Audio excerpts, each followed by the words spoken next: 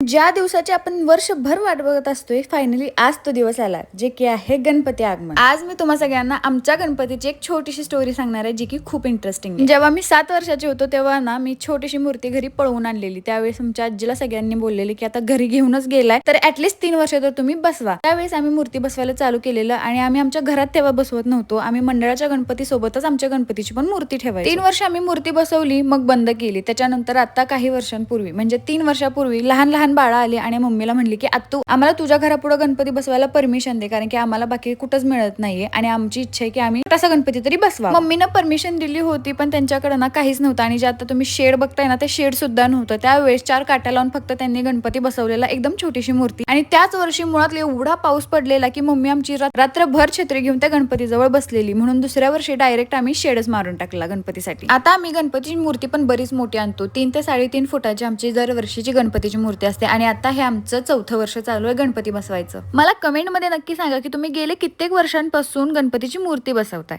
खरं तर मला गणपती हा सण पहिल्यापासूनच खूप आवडतो आणि आमच्या घरात बसवायचे नाही म्हणून मी नेहमी गणपतीला बाहेरच जायचं, जसं की पुणे आणि मुंबईला गणपतीच्या खास मूर्त्या बघायला.